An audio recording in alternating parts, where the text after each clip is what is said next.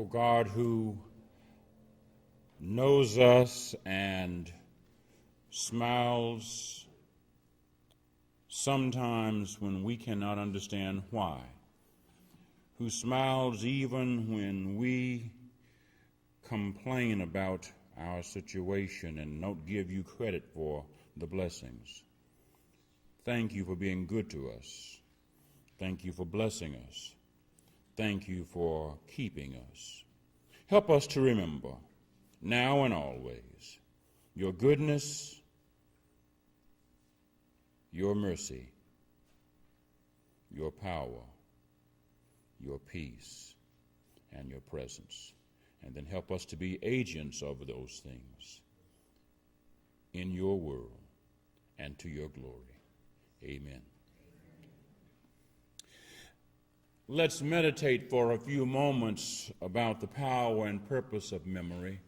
I thank God for Zachary Crowe and that powerful and touching prayer that reminds us of the goodness of God and the presence of God and the very, very active role that we have as being agents of God's goodness and presence in the world. Zachary, thank you for helping us understand and remember in prayer what God is up to in us and what we must be about in God's name. The passage we've read together from Psalm 78 is a call to remember and to share the delivering acts of God in the history of a people. The psalmist makes this point plain at verses 2 through 4 of the psalm. We read, I will open my mouth in a parable. I will utter dark sayings from of old, things that we have heard and known, that our ancestors have told us. We will not hide them from our children. We will tell them to the coming generation the glorious deeds of the Lord and his might and the wonders that he has done. The idea is that God has been active in the history of some people. That activity has made a difference in their existence. The psalmist believes that that activity and difference must be remembered. It must be shared. It must be taught. It must be preserved across generations. It must not be forgotten as time goes on. Future generations must know it because they were told about it and urged to remember it and to share it. And the psalmist affirms that this is not only important for historical purposes. At verses 5 through 8, the psalmist declares some other reasons for remembering what God has done in the life of people. We read, he established a decree in Jacob and appointed a law in Israel, which he commanded our ancestors to teach to their children, that the next generation might know them. The children yet unborn, and rise up and teach them to their children, so that they set their hopes on God and not forget the works of God, but keep his commandments, that they should not be like their ancestors, a stubborn and rebellious generation, a generation whose heart was not steadfast, whose spirit was not faithful. The psalmist reminds us that we tend to forget what we don't purposely remember. Memories must be nurtured. They must be protected. They must be preserved. That's how they become history. And then that history must be shared. Memories have lessons for us about what has happened to us and how it has affected us and how we've come through it. And this is not only true for individuals. It is true for communities of people. It is true for societies. It is true for humanity as a whole. Unless we intentionally preserve, learn from, and share the lessons of our experiences, we and those who follow us risk forgetting what God has done in our history.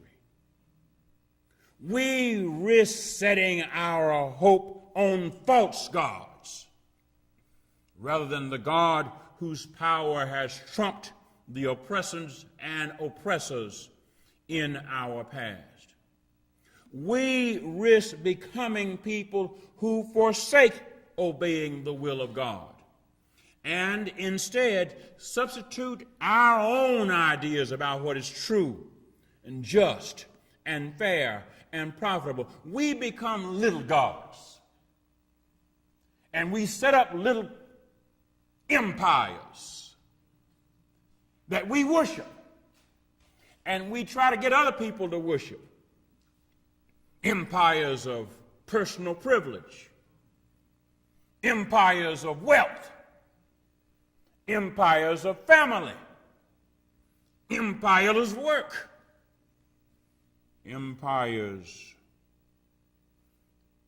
that we call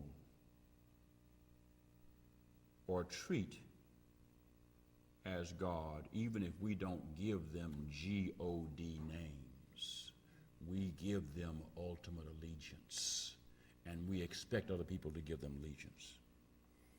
And we ultimately risk becoming people like the psalmist described, a stubborn and rebellious generation, a generation whose heart was not steadfast, whose spirit was not faithful to God. So let me borrow from a credit card commercial, not what's in your wallet, but do you remember what God has done in your history? Do you remember what God has done in your history? Not just the big history, in your personal history. Those of us of a certain age remember what racial segregation was like in the United States. We remember separate water fountains and restrooms. If your memory is sufficiently clear, you remember that the water fountains for persons of color often didn't work. That you came to the water fountain and you were thirsty and there was no water there. And you had to go and try to find water, and you had to suffer thirst until you could find it, or sometimes the water was dirty. Remember, the restrooms were not clean, or they didn't work, or they were locked, or they were closed, and you had to suffer the discomfort of wondering when you could find a place to relieve yourself. Those of us of a certain age was forced to suffer thirst and worse forms of discomfort. We remember the embarrassment of being forced to relieve ourselves along roadsides because public restrooms were closed to us. Remember that our plight was often ignored by people in power, so-called respectable, upstanding people, church-going, God-fearing, Bible-thumping, hymn-singing, psalm-talking people, people who looked respectable but were in league with the pharaohs of that time. I remember not having an algebra book the entire ninth grade of my ninth grade school year. Do you imagine how hard it is to learn algebra without a book? How do you figure out how to do an algebra problem without seeing the algebra problem and seeing how it's worked out? Now go to the 10th grade and go to Algebra 2 and understand how you figure out how to do Algebra 2 if you haven't had an Algebra 1 book. Now go to trigonometry. And then understand how easy it is to figure out how trigonometry is if you haven't had a ninth grade algebra. Do you understand algebra is the jump between arithmetic and higher math? And if you don't have an algebra book in the ninth grade, you don't make the jump to calculus. remember how the entire Simmons High School in Oklahoma, Clark County, I was bused out of Pike County to Clark County because the high school for black students in Pike County did not exist. There was no such thing. Pike County wasn't alone. There were a number of counties in Arkansas that did not have a high school for black students. And so if you didn't have a school district that had an arrangement with another school district to bus you, then your family had to send you to a county where there were black schools. You had to go to Prescott in Nevada County, or Hope in Hempstead County, or Hot Springs in Garland County, or Arkadelphia in Clark County. You had to go to a county where there were schools. I remember going to the back of eating establishments to receive food before McDonald's, before Wendy's, before Burger King, before Jack in the Box, and all those other places where you walk in and order from the menu and you walk up and people wait for you and you get a chance to sit down and eat your food. I remember going to the back of restaurants and getting food in a sack and then trying to figure out where you're going to sit down and eat the food, because you cannot go anywhere inside to eat the food that you paid for the same price of folks who were sitting inside eating the food. I remember how black people who could travel across the country were unable to sleep in hotels and motels, but they had to figure out who was in a place along the way where they were going, and they would have to sometimes try to find the black communities and then trust that they could find black people in those communities who would give them a place to stay. Some black folks slept in funeral homes, in black funeral homes, because that was the only place that black folks could go and sleep. So imagine being a child waking up in a funeral home, because that's where you had to sleep if you were on your way to travel.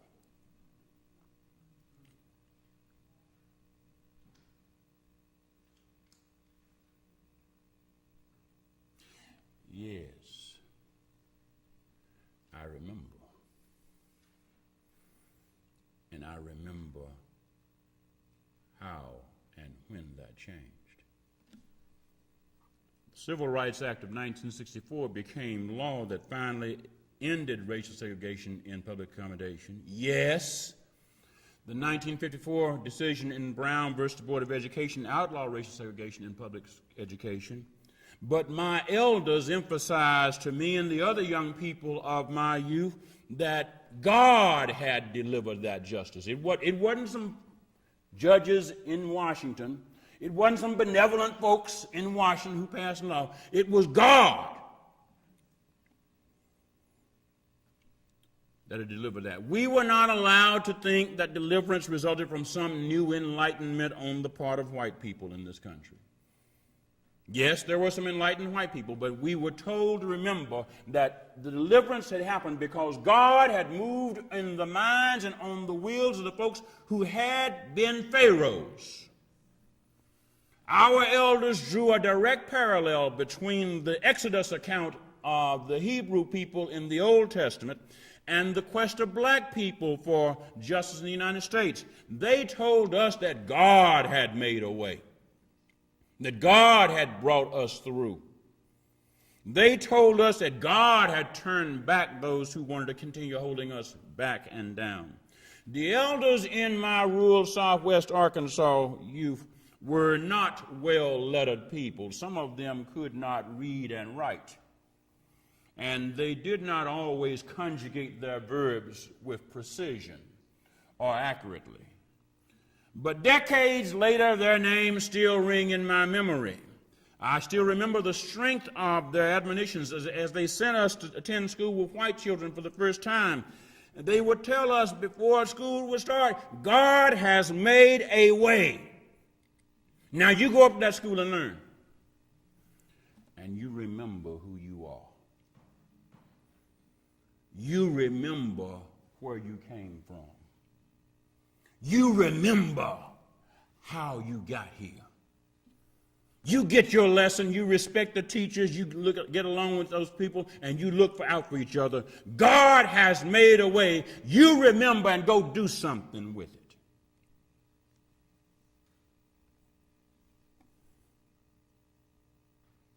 The elders didn't tell us that President Lyndon Johnson made a way. Now, they knew that Lyndon Johnson was the President of the United States. They knew he had signed the Civil Rights Act of 1964. They knew he had signed the Voting Rights Act. But they gave the credit to God. God had moved a U.S. president who was himself a Southerner, and even in the White House used the N-word. God had made a way. God had turned the Congress of the United States around. The same way God had moved on the mind and in the lives of an Egyptian pharaoh in the Exodus account of the Old Testament. You see, they drew a parallel between the Exodus account of the Old Testament and the deliverance of a Hebrew people by the power of God and the deliverance of their children. What am I saying? I'm saying that the psalmist reminds us that elders are responsible for teaching every generation that deliverance ultimately is from God. Yes, yes, yes, the proximate, the close-up, the physical agents of deliverance are human, but the ultimate source of deliverance is divine. Yes, deliverance is carried out by human actors, but behind those human actors, God is working, God is moving, God is waking folks up who don't want to wake up. God is keeping them from resting. God is making folks do what they don't want to do. God is making folks do what they thought they never would do. God is preparing and sending Moses' people into the world and into our lives, and God is preparing and delivering consequences for oppressors that cannot be evaded or cannot be overcome. Can you remember that in the history of black people, we have never had an army? Yet the bloodiest war fought in the history of this world, of this nation, was fought on these shores by the children of privilege to liberate children of slavery. 650,000 sons of privilege died in the Civil War. 2/3 died and are forever sleeping to liberate a people who couldn't raise an army if they'd have had the voice to. And on top of that, countless others left the Civil War maimed.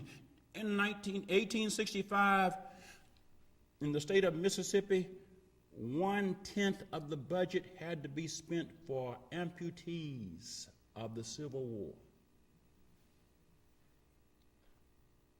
God did this to deliver people. And the idea the psalmist is trying to get us to understand is that delivered people owe our deliverance to God. And that parents and other elders are responsible for declaring and teaching and reminding every generation of this truth. That good job you have, or the opportunity to get an education, to get a good job, comes from God. That car you have, and the opportunity to get a job to earn to buy that car comes from God. That opportunity you have to learn and grow and to get a job that gets you a 401k when your grandma couldn't spell 401 or didn't know how to do what it knew, couldn't write K, comes from God. And when we take the blessings of God, when we have been given deliverance from God, it is only right that we who have been the beneficiaries of all these blessings tell people, I didn't get here on my own. I'm not a self-made person. No. As the old folks of God said, God made a way. Out of no way. God made a way when some of us didn't think there was a way. God made a way and opened doors for some of us we didn't think existed. In your own history, there have been experiences and opportunities where you had chances that you could not have figured out on your own.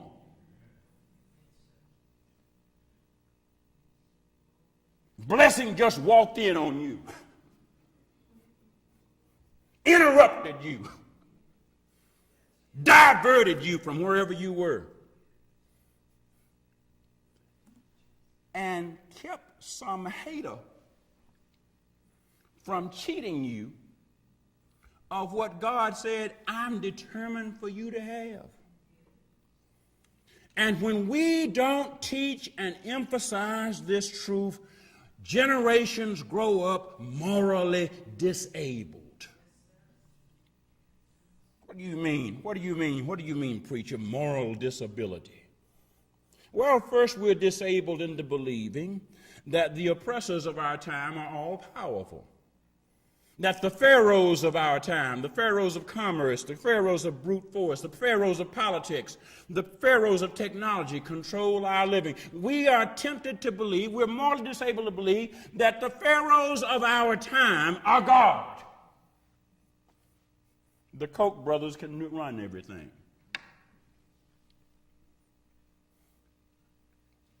Take a memo. The Koch brothers are not God.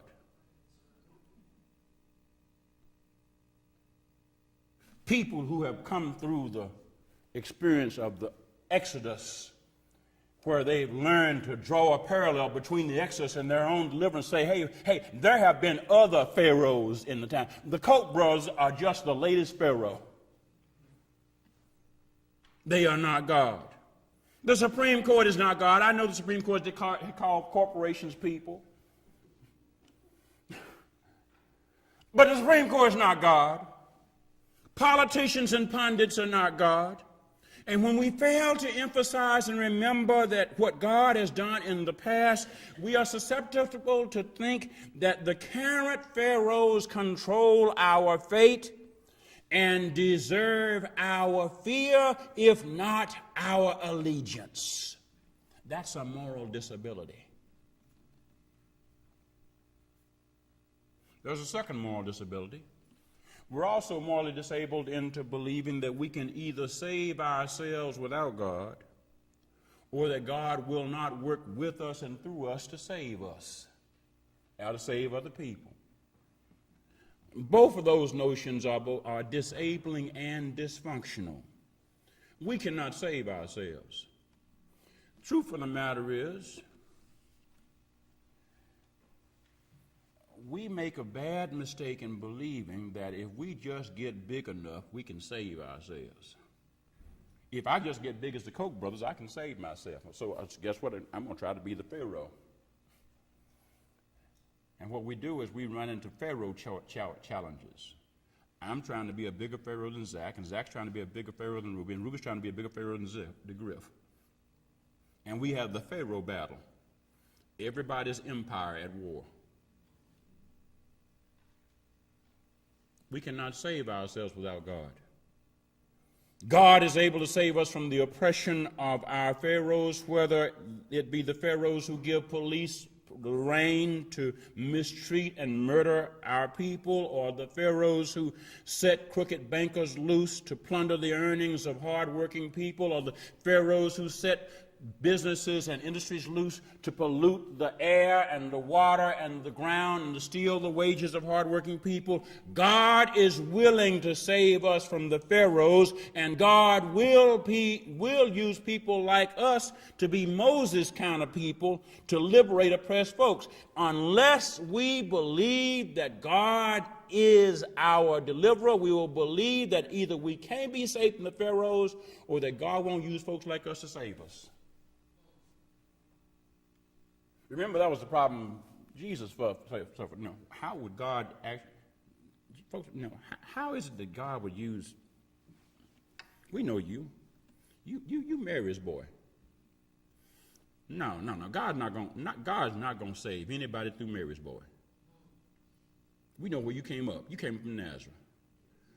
Nazareth ain't salvation history. I mean, Nazareth is not Jerusalem. Salvation come out. No, Nazareth? No. Mary's boy? No. The names and the faces of the pharaohs are different now than in the past, at the time of my youth or the time of Moses or the time since then. But God's delivering power has not changed. God's delivering purpose has not changed. God will deliver oppressed people in our time as God has delivered in the past.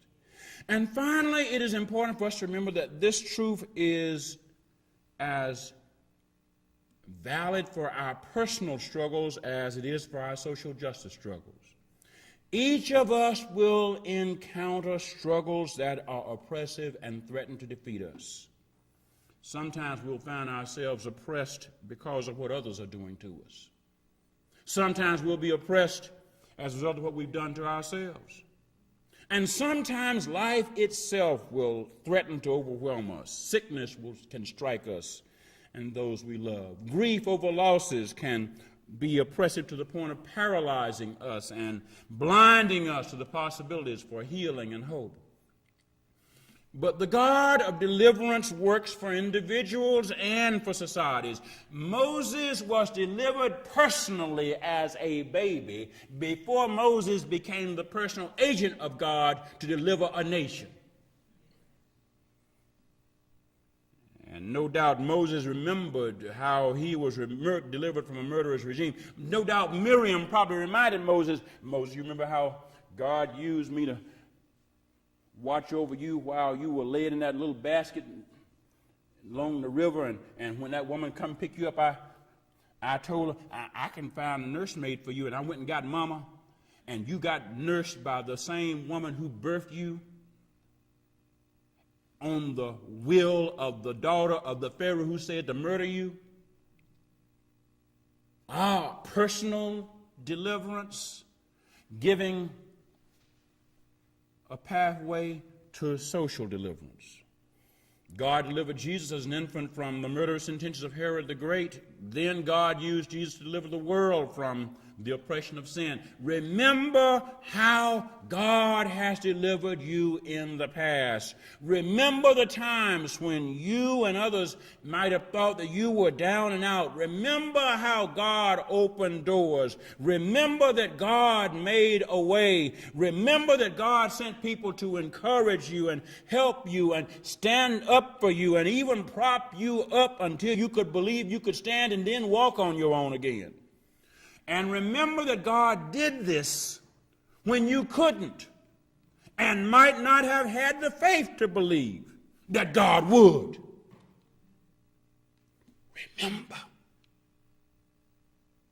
Remember. Why? So that when new pharaohs arise, and they will,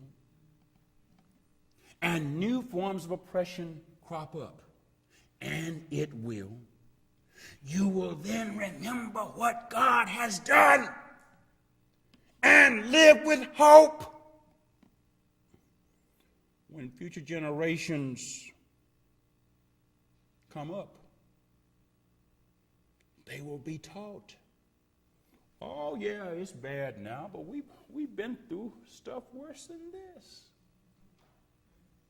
Yeah. God made a way. We're not going to jump out in front of a transport truck. We're not going to jump off the building. God will make a way. When new generations are confronted by new injustices, they will know what to do. They will know to trust the God who brought their ancestors through. They will know to trust the God who opened doors for their parents and grandparents and people before them. They will know that the God whose deliverance has factored so strongly in their personal and social histories will factor in their future. And then they will know to stand firm in the truth and in the love and in the peace and in the justice of that God, and not buy into the false religion of the Pharaohs. The religion that says, hey, life is defined by wealth and by greed and by power and by personal privilege. They will know that the God who delivered Jesus in resurrection from oppression from Calvary is able and will deliver them from whatever the Pharaohs of their personal and social situations present. They will remember. They will know. They will be faithful. And they will not live with fear, but would live with hope and strength.